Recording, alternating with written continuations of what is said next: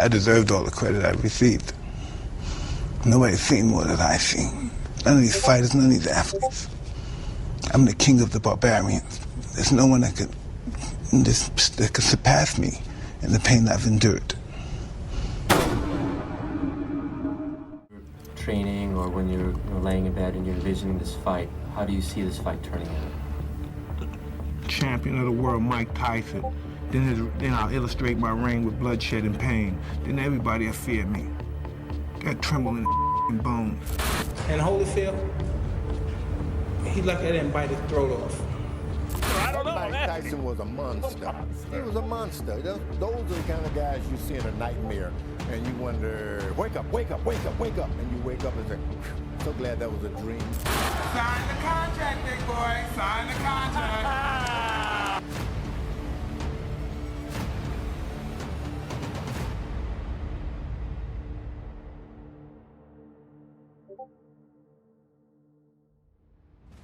In the rich history of professional boxing, there have been many world champions, but none instilled the same level of fear as Iron Mike Tyson.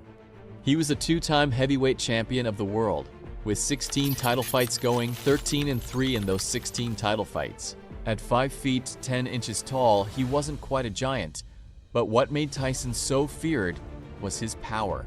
He's often ranked as one of the hardest punchers in the sport's 120-year history, along with Sonny Liston, and a solid left to the cheekbone, dropped the champion. George Foreman,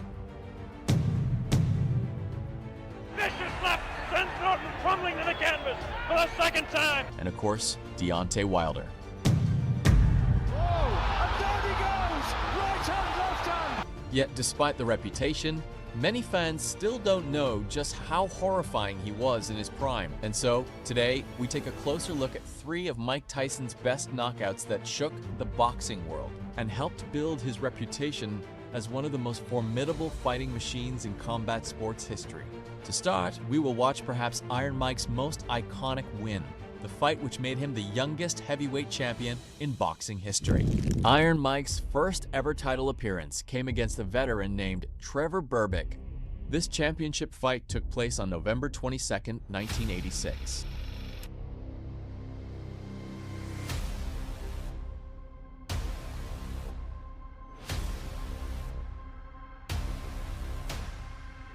Mike Tyson was rooted for by the majority of boxing fans, as Trevor Berbick became the last man to defeat Muhammad Ali.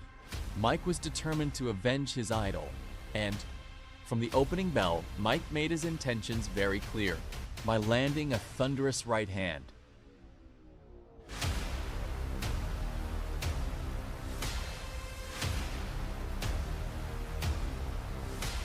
Mike immediately commands the center of the ring and rains hell on Trevor Berbick.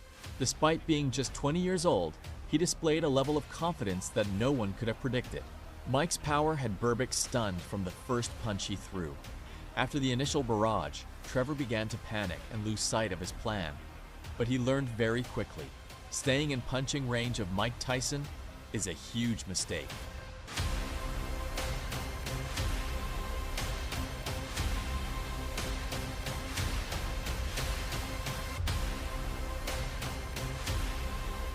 The barrage of cannon fire-like punches had everyone on their feet and everyone waiting for the inevitable knockout. And, sure enough, in round 2, the inevitable came in devastating fashion.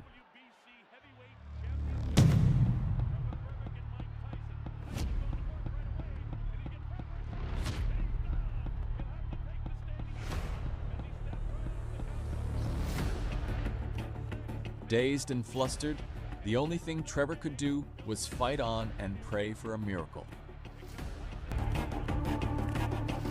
Instead of a miracle, Mike landed one of the most devastating left hooks ever thrown. No doubt about it. I was going to kill him. They knew it was over.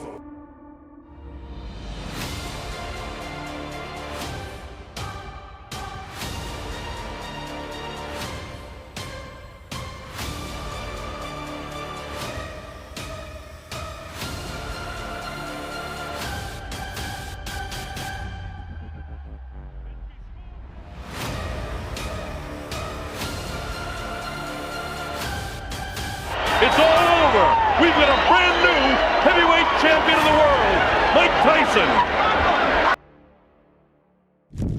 The second featured fight we will look at today came against Marvis Frazier, son of Joe Frazier, which happened on July 26, 1986. At this point, both of these fighters were established contenders, with the winner likely moving on to a title shot. And, because of the occasion, both guys had immense pressure on their shoulders. But Mike delivered as always. Supplemental 4-point scoring system if the rounds wind up even, and the 3 knockdown rule is in effect. In the very first minute of the round, in dramatic fashion, Mike landed a monstrous uppercut that sent Frazier crashing to the canvas.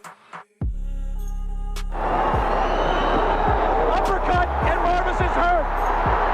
Frazier is down. Joe Cortez moves in to have a look, and he's going to stop the fight. The whole fight lasted less than 30 seconds. Frazier was out cold, and Mike had proven himself to be not only the worthy title contender, but the scariest fighter on the face of the planet Earth. This was Mike Tyson's fastest career win, one of the fastest knockouts ever, and sent out a shockwave to the rest of the division. There it was. Just clipped him right on the chin. The left was unnecessary. Marvis is badly hurt at this point. Uppercut again, and there Marvis is out on his feet. Everything after this is just incidental. The third fight we're looking at today was Mike Tyson's highly anticipated rematch against Frank Bruno, which took place on March 16, 1996.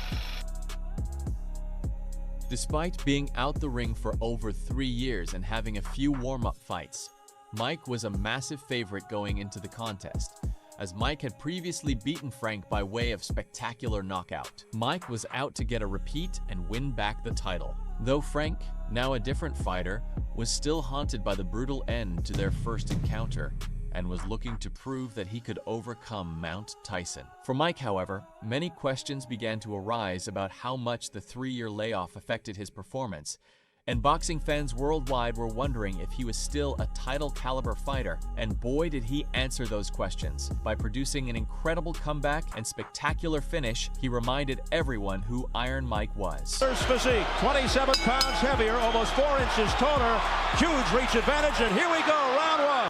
In the first round, Mike started in his usual aggressive style, and Frank knew this time, standing in Tyson range was never a good idea. Mike, now 10 years removed from the first fight, was not quite as fast as he once was, but still fast enough to land some big rights and lefts that had the crowd on the edge of their seats. Frank, unlike the first fight, employed a strategy of jabbing and holding whenever Mike got in too close. Even so, Mike landed the more telling and hurtful blows and had the champion in survival mode from the get-go. Frank had another problem. Because of the excessive holding, Frank was unable to use any offense of his own. So from the fans and the viewers' perspective, it seemed Frank was scared of what might happen if he were to open the taps on Tyson and get caught like he did in the first fight. As the fight progressed onto the later stages of the first round, Mike began to find his range and land with pinpoint precision, which rocked Frank and caused him to hold once again. Everyone knew after the first 2 minutes that Mike was on a clear road to victory. Unless Frank landed something truly special, Mike's victory became when instead of if. The fight continued at this moderate pace until in the third, where Mike landed one of the most violent and vicious combinations you'll ever see. Expected. He said he's not looking for the Tyson who fought McKinley and Mathis. Here's a combination uppercut by Tyson. Tyson laying it on, pouring it on. Down goes Bruno into the ropes. And it is all over. It is all over here in round 3. Mike Tyson is champion. This fight, in a way, was just like Mike. Short, not so sweet. In the history of sports as a whole, very few excited and terrified an audience quite like Iron Mike Tyson. Mike Tyson ended his career in June of 2005, and leaving behind a legacy filled with staggering performances and unforgettable moments in and out of the ring, and established himself as one of the all-time greats. Thanks for the memories, Mike. Well, that's all for today, folks. If you want to see more boxing, MMA, and sports documentaries, please leave a comment and let me know who I should do next. Please keep in mind I work on these videos alone. The editing, the clips, the script, and everything else is done purely by me. So your support motivates me to keep making content for all of you legends out there. Until next time, friends, goodbye for now.